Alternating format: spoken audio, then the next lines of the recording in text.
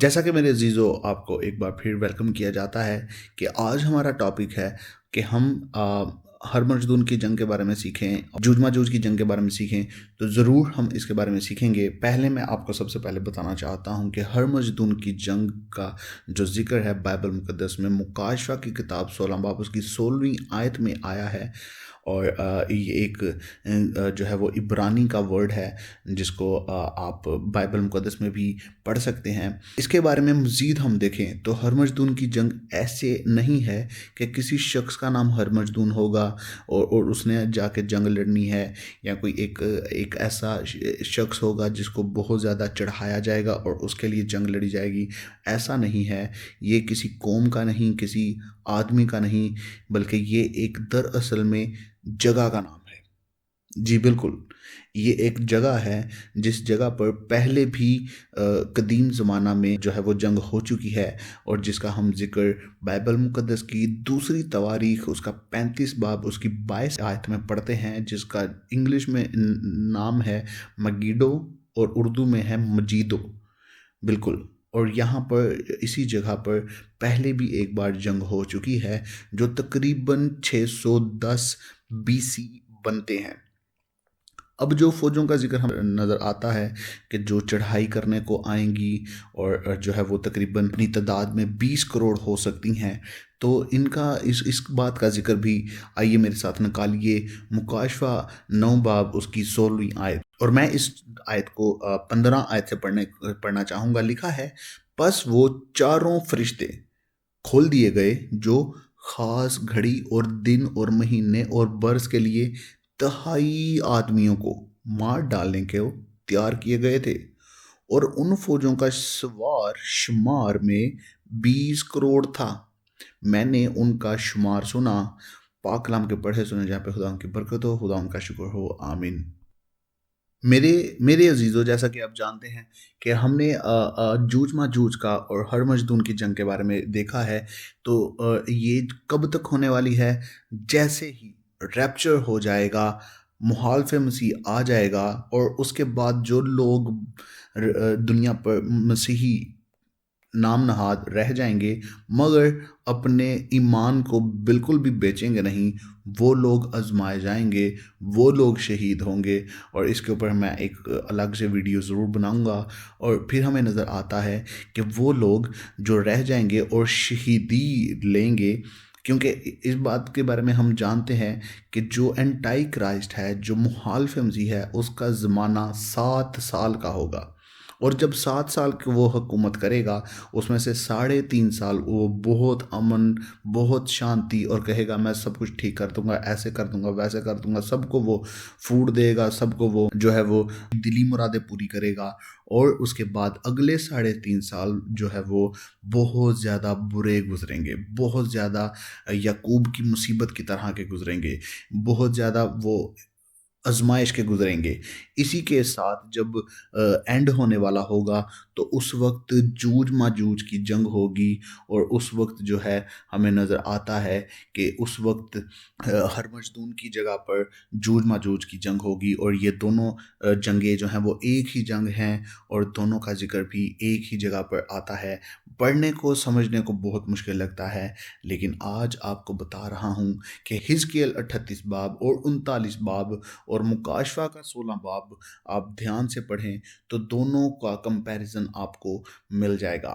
के साथ साथ अगर आप देखना चाहें कि जो है वो हरमजदून की जंग में जूझ माजूझ के लोग कौन कौन से शामिल होंगे, तो मैं आपको बताना चाहता हूँ। आप मेरे साथ निकालिए ज़बूर 83, और आप उसको वहाँ पर पढ़ें तो वहाँ पर हमें कुछ कौमें नज़र आती हैं जिनका जिक्र है, यानी अदूम, इस्माइली, मुआब, हाजरी, जबल, अमून, अमालिकी और फ़लस्तीनी, और फिर सूर के बाशिंदे, और असूर के बशिंदे और बनी लूत की कुमक जो कर रहे होंगे, जो है वो हमें नज़र आता है कि वो बनी लूत जो हैं, जो लूत की नेशन के हैं, जो लूत के कौम के बच्चे हैं, उनकी ढाल बनना चाह रहे होंगे, उनकी सिपर बनना चाह रहे होंगे। और ये वही लोग हैं, जैसा कि आज हम देखते हैं कि इसराइली जो उनसे है वो रशिया के साथ भी खिटपिट कर रहा है। और यहाँ से हमें साफ नज़र आता है कि ये वही इलाका जात हैं जिनका जिक्र आज से हज़ारों साल पहले बाइबल मुकद्दस में हो चुका है। ये वही पेशन गोइयाँ हैं जो आज पूरी हो रही हैं। ये वही पेशन गोइयाँ हैं जो खुदावंद के पाक कलाम में आज लिखी हुई पूरी हो रही हैं। ये वही पेशन गोइयाँ हैं जो आज भोंचाल के ज़रिया से पूरी हो रही हैं। तो आज हम पाक कलाम में ये सारी पेशन गोइयाँ पूरी होती हुई देखते हैं। मेरे अजीज़ों, आज के वक्त में ये अदूम जो है ये साउदर्न जॉर्डन है, फ़लस्तीनियों का इलाका है। मुआब जो है वो भी सऊदी अरेबिया के इलाका जात में आता है। और उसके बाद हाजरी जो उनसे हैं वो भी नॉर्थ ईस्ट जॉर्डन के इलाके में आते हैं, जो दमिश्क और सीरिया के इलाके में हैं। और उसके बाद जबल जो है वो भी लबनान यानी कि पेट्रा और डेड सी के दरमियान का इलाका जो लबनानियों का है वो गिना जाता है। अमूनियों का जो इलाका है वो नॉर्थ वेस्ट जॉर्डन के इलाके में गिना जाता है। अमालिकी जो हैं वो इजिप्ट के लोग जो हैं, सिनाई के इलाके वाले वो लोग माने जाते हैं। और फ़लस्तीनियों के बारे में तो आप जान चुके होंगे, जानते ही होंगे कि ये गाज़ा का इलाका है। और उसके साथ साथ सूर के बाशिंदे टायर जिनको इंग्लिश में कहा जाता है वो भी लबनानी हैं। और उसके बाद जो असूर हैं उनके बारे में अगर बात की जाए तो ये नॉर्दर्न सीरिया, नॉर्दर्न इराकी और साउथर्न तुर्की का इलाका गिना जाता है। और बनी लूत के इलाके की बात की जाए तो वो भी नॉर्दर्न सेंट्रल जॉर्डन का इलाका माना समझा जाता है। मेरे अजीज़ों, आपको ये सब बताने का मकसद ये है कि आप ये ना कहें कि ये खुदा का कौन सा बंदा है जो ऐसे ऐसे बातों को हमारे सामने आश्कार कर रहा है। देखें मेरे अजीज़ों, ये मेरी जिम्मेदारी है कि हम पाक कलाम की आयात को, पाक कलाम की बातों को, पाक कलाम की सच्चाइयों को अपने लोगों तक लेकर जाएं।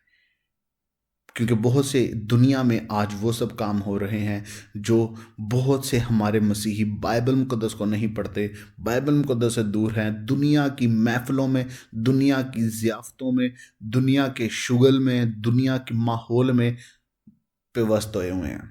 लेकिन मेरे अजीज़ों, खुदावंद का पाक कलाम जो राह, हक और ज़िंदगी है, जो सच्चाई पर मबनी है, आज आपके लिए एक बार फिर से मौका है।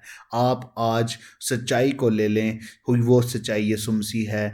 खुदावंद आपको बरकत देने वाला है, खुदावंद आपको बचाने वाला है, खुदावंद आपको छुड़ाने वाला है, खुदावंद आपको आपके गुनाहों से निजात देने वाला है। खुदावंद यीशु अल मसीह है जो आपको अपने खून से खरीद लेता है। जो कोई आज अपने आप को खुदावंद के हवाला करना चाहता है वो ज़रूर कमेंट करे और खुदावंद आप सबके ख़ानदान को बरकत दे। God bless you all.